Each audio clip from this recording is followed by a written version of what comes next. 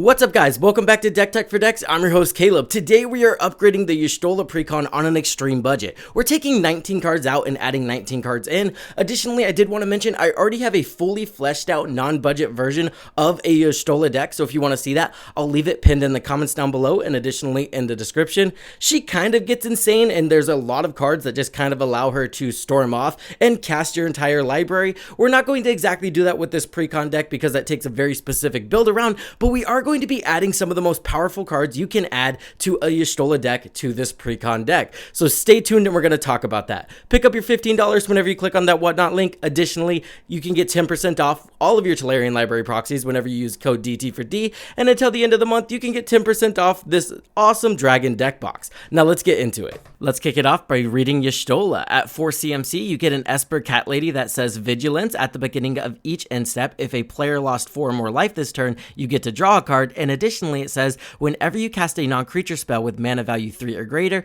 Y'shtola deals 2 damage to each opponent and you gain 2 life. What's notable here is she deals damage, they don't lose life. This means she's extremely powerful with curiosity effects, and we're going to add 4 curiosity effects to the deck. Curiosity is a 1 CMC enchantment that says enchant creature. Whenever enchanted creature deals damage to an opponent, you may draw a card. So now whenever we cast a non-creature spell that's above 3 CMC, we get to draw 3 cards, which is kind of insane.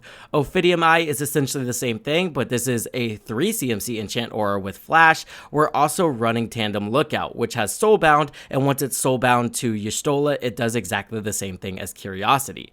Possibly one of the most messed up cards you could run in this deck is a card called Helm of the Gas Lord. For 3 CMC and then hybrid blue and black, you get an enchantment aura that says enchant creature. As long as enchanted creature is blue, it gets +1/+1 and has whenever this creature deals damage to an opponent, you get to draw a card. So that's the curiosity effect. It also says as long as enchanted creature is black, it gets +1/+1 and has whenever this creature deals damage to an opponent, that player discards a card. So now for every 3 CMC card we cast, not only are we drawing a card, we're forcing our opponents to discard a card. This can very easily cause them to discard their entire hand. Sigil of Sleep is also going to be amazing here. This is a 1 CMC enchantment aura that says enchant creature. Whenever enchanted creature deals damage to a player, return target creature that player controls to its owner's hand. So now, whenever we're casting a 3 CMC spell, we're bouncing our opponent's board back to their hand. Not okay. I also wanted to add Vial Duplication to the deck so we can get another token copy of Y'shtola. For 4 CMC, you get a sorcery that says create a token that's a copy of target creature you control, except that token has flying and isn't legendary if that creature is legendary. So boom, now we're able to kind of burn out our opponents even quicker. Another thing I wanted to add to the deck is Unstoppable Plan. Y'shtola kind of benefits us for casting cards on our opponent's turn. So Unstoppable Plan is going to allow us to untap all of our mana rocks. That way we'll have mana open to cast spells on our opponent's turn. And then we can pair this with Valley Floodcaller, a 3 CMC otter wizard that has flash and says you may cast non-creature spells as though they had flash. Additionally, it says whenever you cast a non-creature spell, birds, frogs, otters, and rats you control get +1/+1 until end of turn and untap them,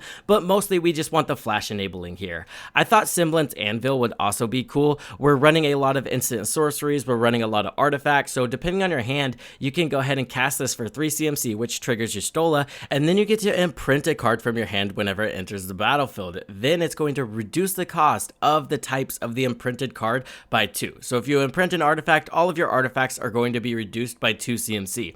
So now all of your 3 CMC artifacts are 1 CMC, and you're triggering Y'shtola for 1 CMC, which can kind of get broken pretty quickly. Sticking with the flash theme, I also wanted to add Helioid to the deck. This is a 4 CMC legendary enchantment creature god that says when Helioid enters the battlefield, return an enchantment that's not a guard from your graveyard to your hand. Additionally, you can spend 3 CMC and then 1 blue Phyrexian to transform Heliod, and that's where this card gets really broken. It says you may cast spells as though they had flash. Spells you cast cost 1 less to cast for each card your opponent has drawn this turn. So as long as people are drawing cards, which people famously like to do in Magic, we're able to kind of storm off on our opponent's turn because of the insane cost reduction this card gives us.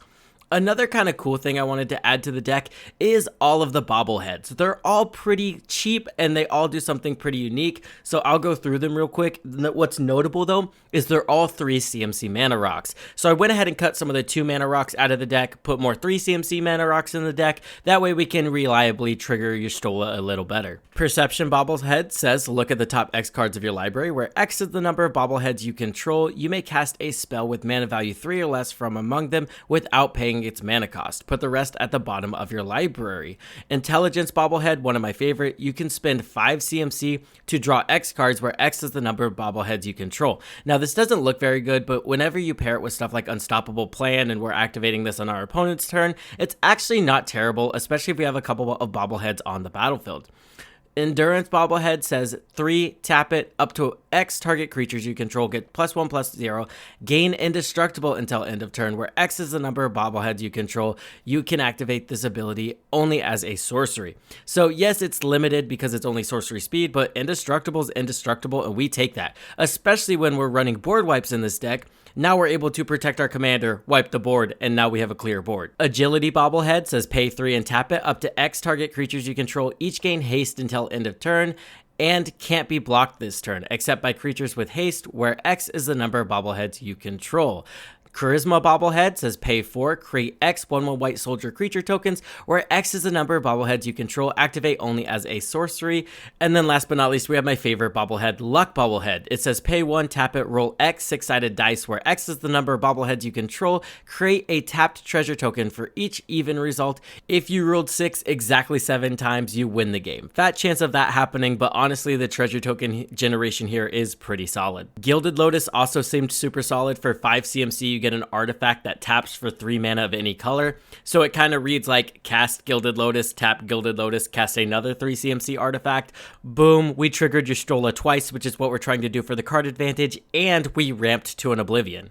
Starfield Invocation is also going to make an appearance as one of the board wipes in the deck. It's 3 generic and then 2 white that says gift a card. Destroy all creatures if a gift was promised. Return a creature card put into the graveyard this way to the battlefield under your control.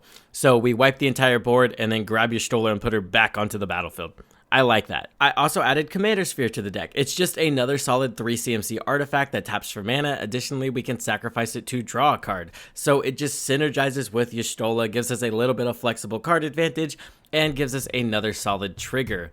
All of the cuts will be in the Moxfield deck list down below. I've moved all the cuts to the sideboard, and then I've put all of the cards that I added in the main board. You can also hit sort, and it'll sort all of the adds, and it'll have everything sorted out basically. When you look at the deck list and what I cut, you're going to notice I cut a lot of creature spells just because we want a lot of non-creatures with this deck by definition. Additionally, you'll notice I cut a couple board wipes and some 2 CMC artifacts or creatures just because we really want a density of 3 CMC things to cast to trigger our commander.